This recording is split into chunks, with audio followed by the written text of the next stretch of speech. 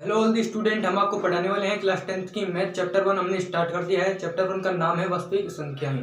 Rajasthan board में भी आ चुकी है आरबीएससी, मतलब राजस्थान बोर्ड में एनसीईआरटी का सिलेबस आ चुका है। तो हमने सिलेबस है जो ऑनलाइन चालू कर दिया है।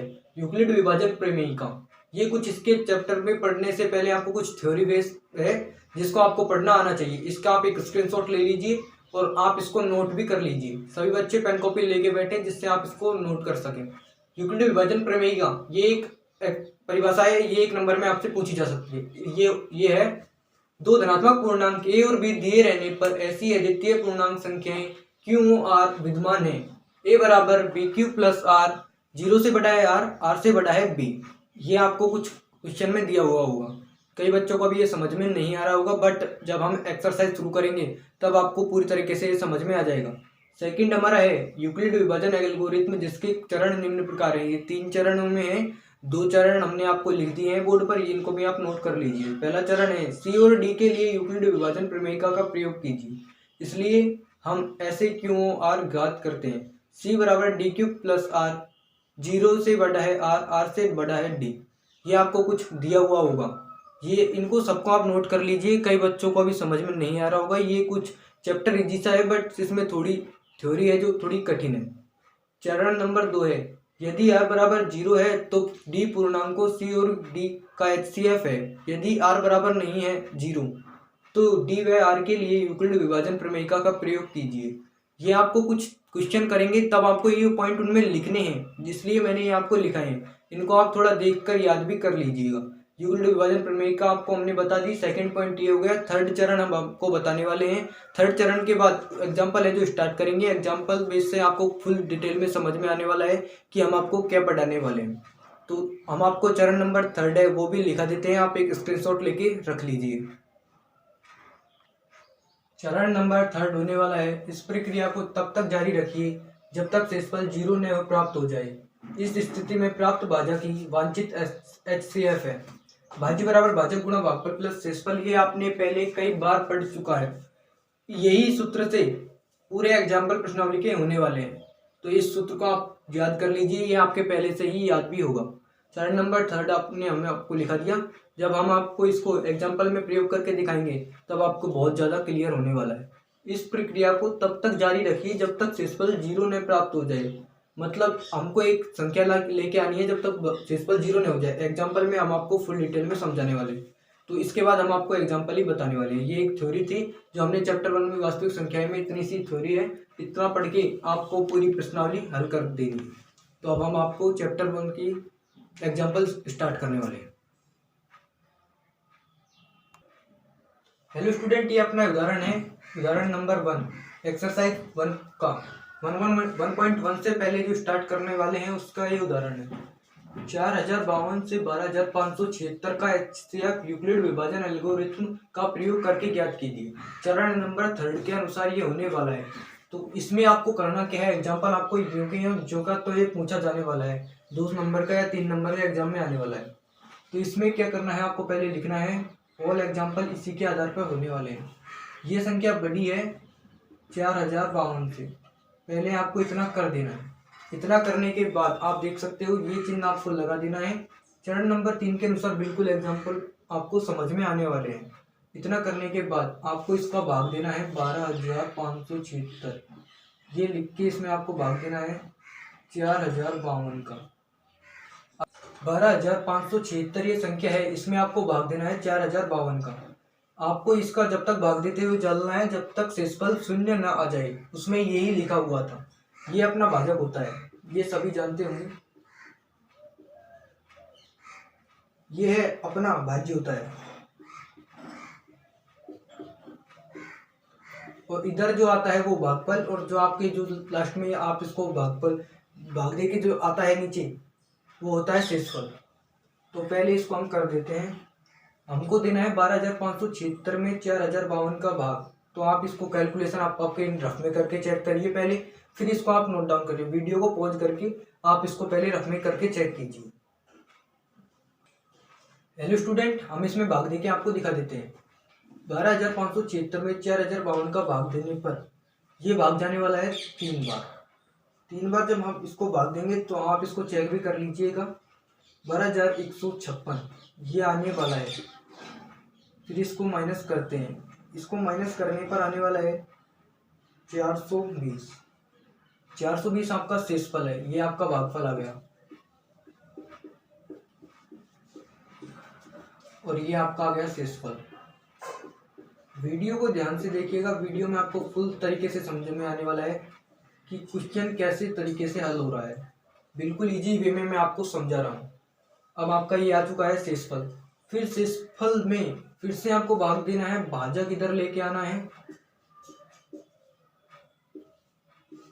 और फिर से इसमें जो आपका शेषफल आया है, शेषफल में आपको देना है इसके भाजक को यहाँ आगे लेके आते जाना है और इसमें भाग देते जाना है।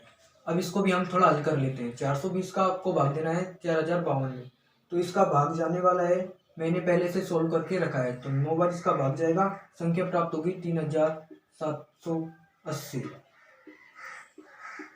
फिर इसको भी इसमें से माइनस कर देना है। माइनस करने पर आपको 272 है जो संख्या प्राप्त होने वाली है। आप इसको कैलकुलेशन अपनी रफ में कर लीजिएगा। कैलकुलेशन यदि मैं आपको यहाँ करके दिखाऊंगा तो वीडियो बहुत ज़्यादा लंबा होने वाला है, तो जो भी क्वेश्चन कैलकुलेशन वाला होगा, कठिन क्वेश्चन, वो आपको मैं सिखा दूंगा। ये तो आपने पहले भी सीखा हुआ है, फर्स्ट क्लास में ही आपने ये कर लिया होगा। फिर आपको ये शेषफल आ चुका है। शेषफल में फिर से ये भाजक लाना है 420 और इसमें फिर से भाग देना है। ये प्रक्रिया आपको तब तक करते रहना है जब तक शेषफल शून्य प्राप्त ना हो जाए। तो इसमें भी आपको फिर से भाग देना है। इसमें 420 में 272 का भाग आपको सबको पता है, एक बार ही जाने वाला है। फिर से आपको इसमें से माइनस कर देना है। माइनस करने पर संख्या प्राप्त होगी 148। फिर से 148 में भाग देना है इसका भाजक का। तो भाजक का हम भाग देते हैं 148 में भी, आपको पता है एक बार ही भाग जाने वाला है।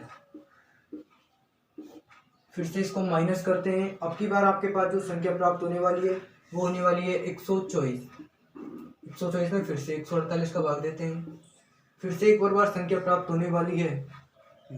इसी प्रकार इसका आपको शेषफल प्राप्त हो गया 124। फिर 124 में इसके भाजक को यहाँ पर लेके आना है। पूरा क्वेश्चन आप देख सकते हो ऐसे ही हो रहा है। इसी प्रकार पूरे के पूरे एग्जाम्पल होने वाले हैं, तो आपको एक क्वेश्चन से पूरे एग्जाम्पलों को आप खुद भी कर सकते हो, बट मैं आपको आज करके पूरे एग्जाम्पल दिखाने वाला हूँ। फिर से आपको 148 में 124 का भाग देना है, तो ये आपको पता है एक बार ही जाने वाला है। 124 आपने लिखा तो अब आपको पता होगा, इसमें से ये घटाएंगे जब 24 ही आने वाला है, तो ही फिर 124 में का भाग देना है। फिर आपको पता है 24 का भाग 124 में देने पर जो संख्या प्राप्त, अब आपका जो है 4 शेषफल आ चुका है यहाँ पर। अब आपको करना क्या है, इधर तो ये आएगा नहीं, मैं इधर इसको लिख देता हूँ कि 4 आपका शेषफल आ चुका है। 4 शेषफल आने के बाद 4 में आपको फिर से 24 इधर लेके आना है। बिल्कुल इजी सा क्वेश्चन है। फिर आपको इसमें आप पूरा भाग जा रहा है 6 बार। ये आपका आ चुका शेषफल 0। चरण नंबर हमने 3rd में आपको ये लिखाया था, जब तक शेषफल 0 ना आ जाए तब आपको ये करते रहना है। अब आपको चलने वाला है भाज्य बराबर भाजक गुणा शेषफल। ये हम भाज्य बराबर भाजक गुणा भागफल प्लस शेषफल, ये हम आपको प्रयोग करने वाले हैं। तो अब हम इसका नियम का प्रयोग करते हैं। आप इसको इतना नोट डाउन कर लीजिए, ये नीचे और दिख रहे हो और साइड में जो दिख रहा है इसके नीचे ही आपको लिखना है, ये आपको अलग से नहीं लिखना है अपनी कॉपी में। ये मेरे बोर्ड पर थोड़ा माया आया नहीं था, तो इसलिए मैंने इसको ऐसा लिखा है। तो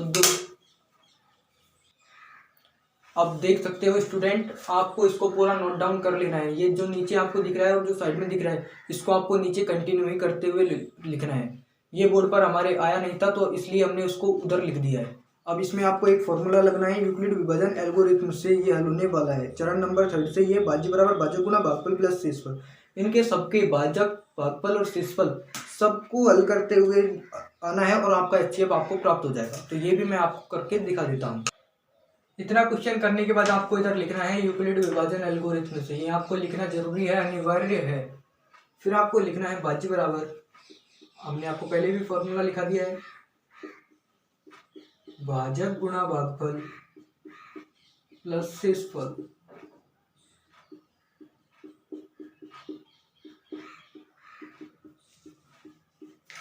ये अपना कुछ फॉर्मूला था, पहले भी हमने इसको पढ़ चुका है 10th में। 10th तो आपकी चली रही है, 9th 8th में भी आया है। ये आपको लिख देना है। अब आपको करना क्या होगा मैं आपको बता देता हूँ।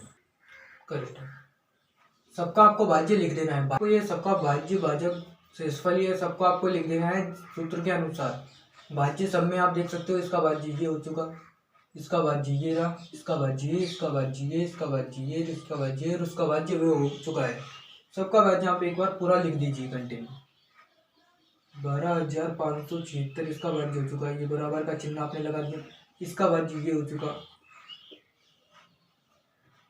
सबका भाज्य एक बार कंटिन्यू लिख दीजिए आप। बिल्कुल इजी वे में मैं आपको समझा रहा हूँ। वीडियो बहुत ही इंटरेस्टिंग होने वाली है यदि आप इसको पूरा बारीकी से समझे तो। सबका भाज्य आपने लिख दिया है, आप चेक कर सकते हो, सबका भाज्य आपने लिख दिया है। फिर आपको लिखना है भाजक। भाजक कौन सा है? जिसका आपने भाग दिया है, जिसका भाग आपने दिया है। आपने किसका भाग दिया है? 4052 का भाग दिया है। किस में दिया है? 12,576 में दिया। जिसका भाग दिया है वो है आपका भाजक। तो इसका भी भाग आपने दिया है, इसका दिया है, इसका दिया है। अब आप समझ गए होंगे कैसा तरीका है ये, बिल्कुल आसान। भाजक आपको लिख देना है, मैं लिख के दिखा देता हूँ। इसका भी आपको भाजक लिख देना है।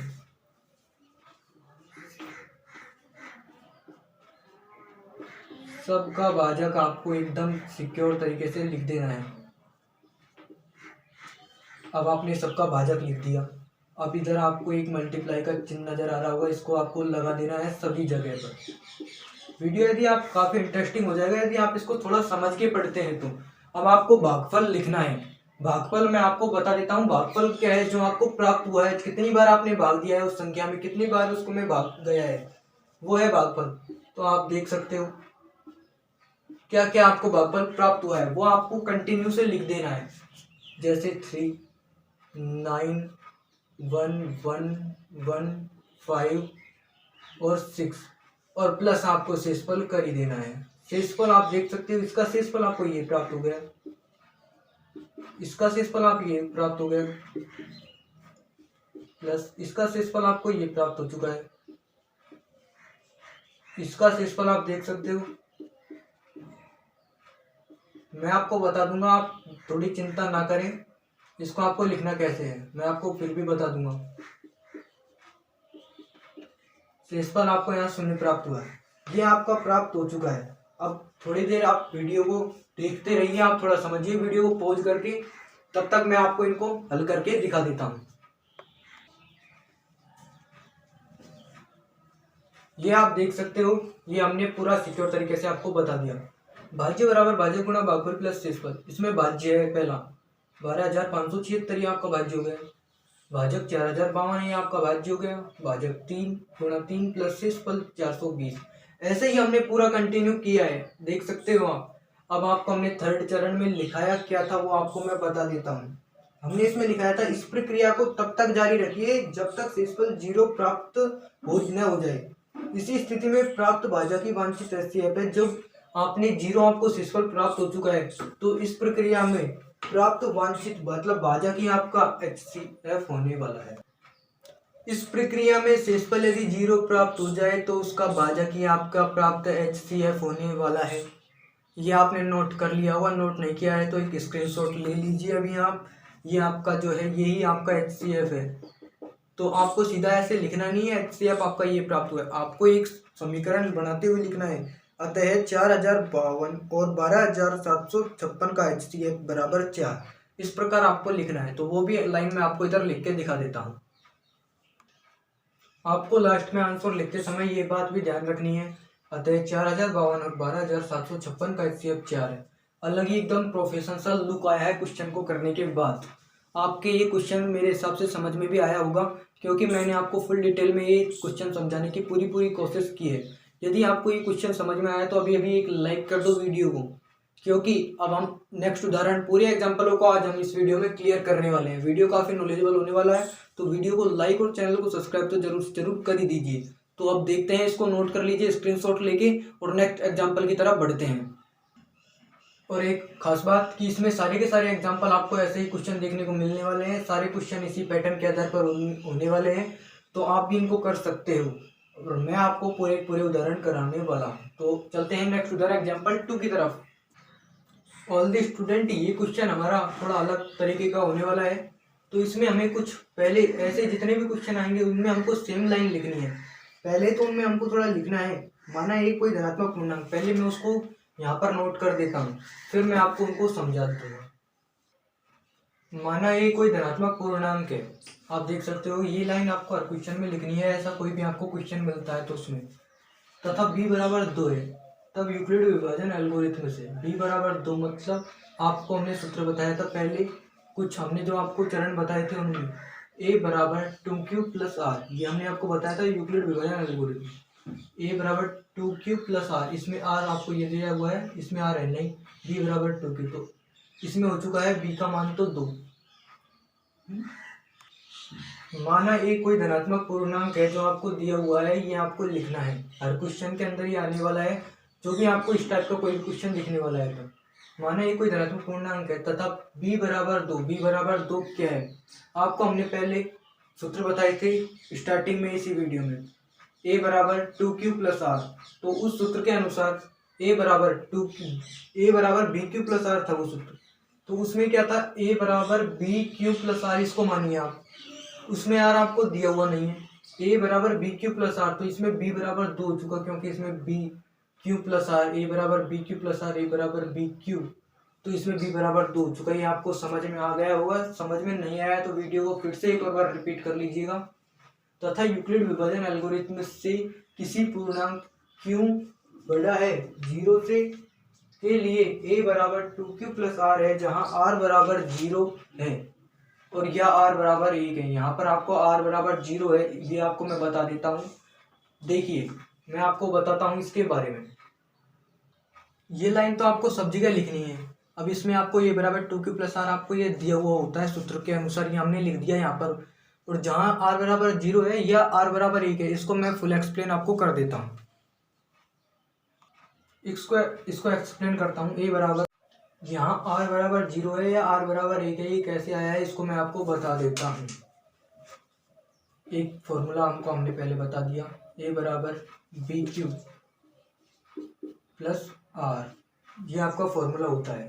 तो r बराबर 0 और r बराबर 1 कैसे आया, ये आपको संपूर्णांक दिए हुए हैं 2q, ये इसमें आपको पहले में दिया हुआ है। तो 2q में आपको पता है bq का तो 2 हो गया ये, और इसका मान r बराबर इसमें दिया नहीं हुआ है तो r बराबर इसमें जो 0 हो गया। फिर इसी प्रकार इसमें आप देख सकते हो 2q प्लस 2q, ये प्लस में 1, थोड़े राइटिंग की कोई दिक्कत नहीं है, आपको समझ में आना चाहिए। तो इसमें आपको देख सकते हो r बराबर इसमें 1 हो चुका है क्योंकि bq प्लस आर, r का मान हो चुका है 1, इधर से ये उधर से ये आ चुका है। आपको ये क्लियर हो गया होगा। फिर देखिए क्योंकि 0 बड़ा है r से, r बड़ा है 2 से, तो सम पूर्णांक है, इसलिए कोई धनात्मक विषम पूर्णांक 2q प्लस 1 के रूप का होता है। ऐसा आपको हर क्वेश्चन में लिखना है, क्वेश्चन को समझते हुए आपको रटना पड़ेगा, यह आप समझ सकते हो। यदि a बराबर 2q है तो एक सम पूर्णांक, इसलिए कोई भी धनात्मक विषम पूर्णांक 2q प्लस 1 के रूप का होता है। ये सब आपको लिखना है। a बराबर 2q है, a बराबर 2q है तो एक सम पूर्णांक, इसलिए कोई भी धनात्मक विषम पूर्णांक 2q प्लस 1 के रूप का होता है। ये आपको यहाँ पर इसने पूरा बता दिया हल करके, इतना आपको लिखना पड़ेगा बिल्कुल जो कहते हो। तो इसको आपको यहाँ से लेके यहाँ तक नोट डाउन करना है, इसको आपको उतारना नहीं है, ये केवल समझाने के लिए मैंने आपको बताया। तो आपको ये क्वेश्चन समझ में आया होगा आई होप। आपको यदि नहीं भी आया तो कमेंट करके जरूर बता दिए, इसके ऊपर एक डेडिकेटेड फुल वीडियो लेके आएंगे हम और आपको फिर से समझाएंगे। तो अब नेक्स्ट उदाहरण की तरफ चलते हैं, एक स्क्रीनशॉट लेके इसको उतार लीजिए। एग्जाम्पल नंबर 3 है अपना, दर्शाइए कि एक धात्मक विषम पूर्णांक 4q प्लस 1 या 4q प्लस 3 के रूप का होता है, जहाँ q एक पूर्णांक है। इस एग्जाम्पल को देखिए, बहुत सिंपल सा एग्जाम्पल होने वाला है। इसमें आपको सेम लाइन उसकी तरह ही लिखनी है, एक लाइन तो एग्जाम्पल नंबर 2 की तरह जो होने वाली है। माना ये कोई धनात्मक विषम पूर्णांक है, माना ये कोई धनात्मक पूर्णांक है,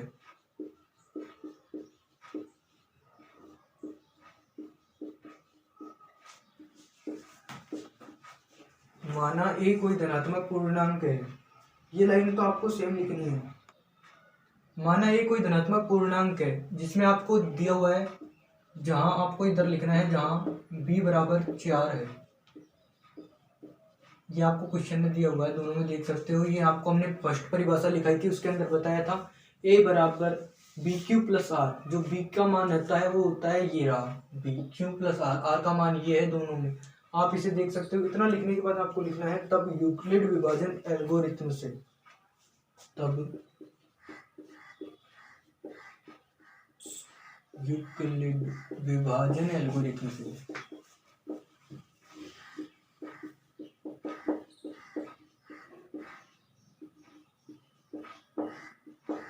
तो यूक्लिड विभाजन एल्गोरिथ्म से लिखने के बाद किसी पूर्णांक q बड़ा है 0 से के लिए a बराबर 4q प्लस आर व 0, ये आपको पूरा लिखना है। मैं आपको बता देता हूँ।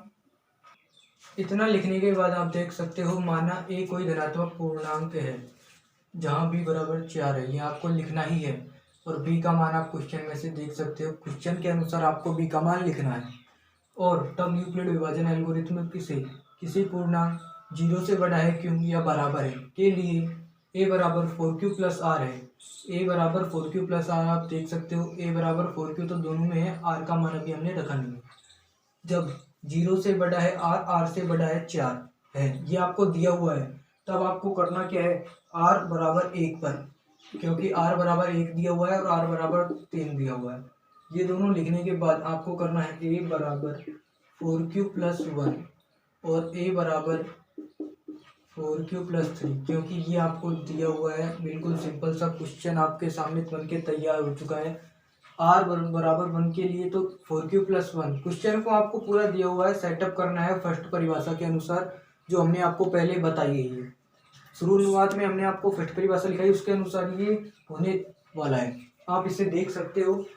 r बराबर 1 के लिए a plus 4q plus r, Euclid विभाजन प्रमेय का जो आपको हमने सूत्र बताया था, a बराबर, वो आपको सूत्र ये बताया था, वो सूत्र हमने आपको ये बताया था। देखो a बराबर बी क्यू प्लस आर, और उसमें भी ये था 0 से बड़ा है आर, आर से बड़ा है बी, ये सूत्र उसमें आपको दिया हुआ था। आप देख सकते हो। इसी प्रकार ये पूरी यूक्लिड विभाजन एल्गोरिथ्म से पूरा हल हुआ है। इसको आप इतना थोड़ा नोट डाउन कीजिए, फिर आपको इसमें लास्ट में एक थोड़ी लाइन और लिख देनी है, जिससे आपके कोई भी चेक करने वाला हो उसके ऊपर थोड़ा इफेक्ट पड़े। तो आपको इतना नोट कीजिए, इतना, ये आपको नोट नहीं करना। अब आपने इतना नोट कर ही लिया होगा। अब आपको लास्ट में एक लाइन क्या लिखनी है, क्वेश्चन में से ही आपको उठा के लिख देनी है। अतः कोई भी विषम धनात्मक पूर्णांक 4q प्लस 1 वह 4q प्लस 3 के रूप का होता है। आपको ये लाइन उठा के लिख देनी है। अतः कोई भी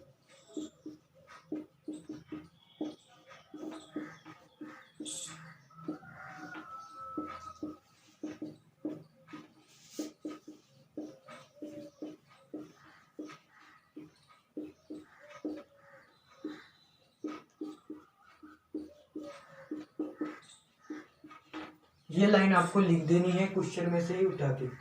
ये बिल्कुल सिंपल सा क्वेश्चन था। थोड़ी यहाँ पर धनात्मक विषम पूर्णांक है, इस तरह आप थोड़ा सी लिख देना।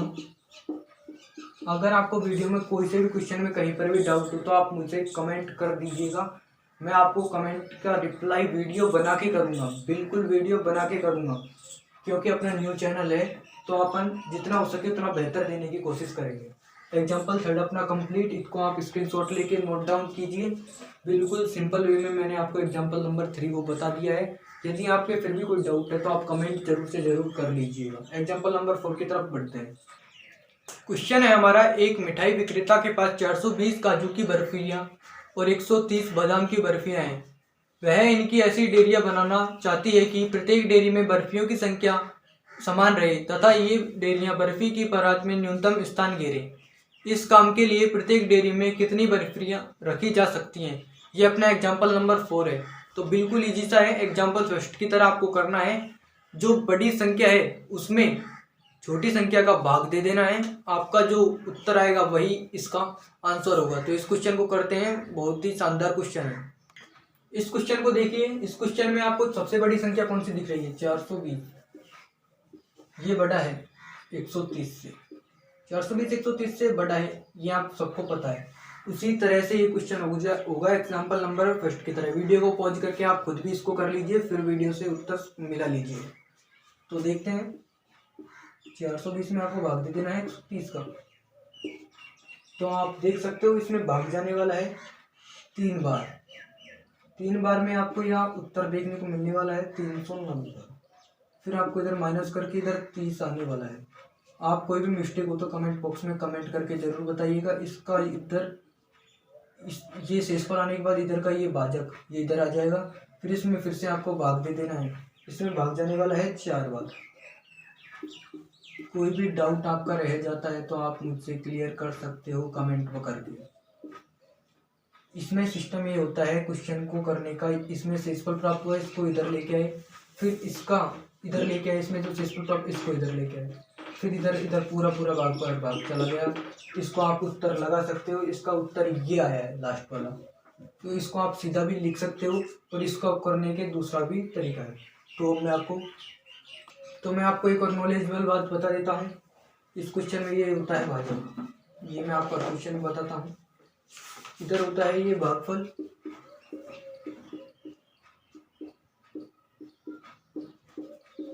ये होता है भाज्य,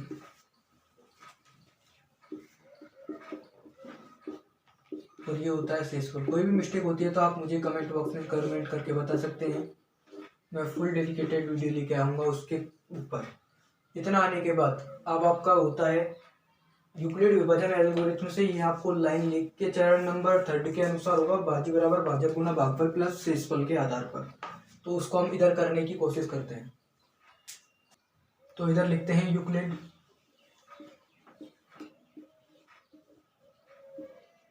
विभाजन एल्गोरिथम से।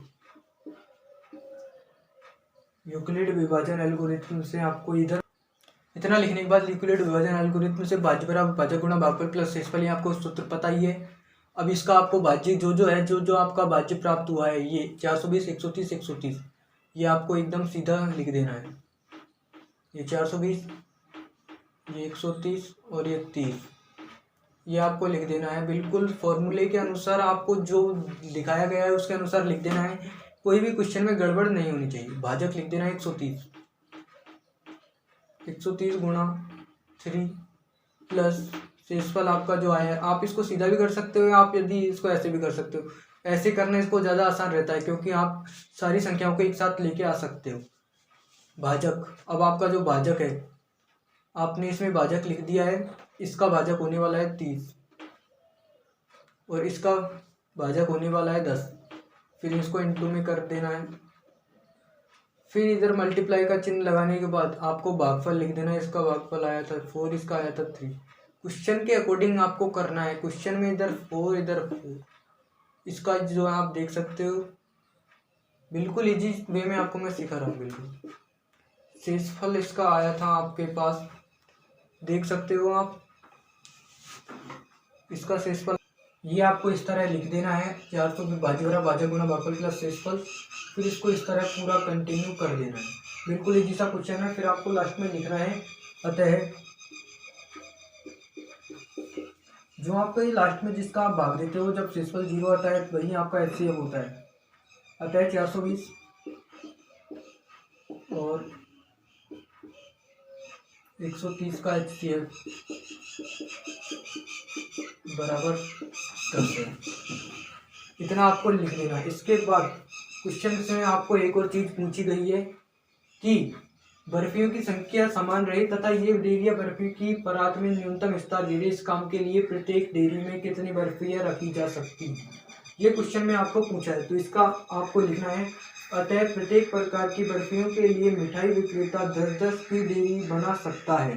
ये भी आपको नीचे एक लिख देना है। मैं भी उसे आपको नोट कर देता हूँ, फिर आप इसका एक साथ स्क्रीनशॉट लेके इसे कर लेना।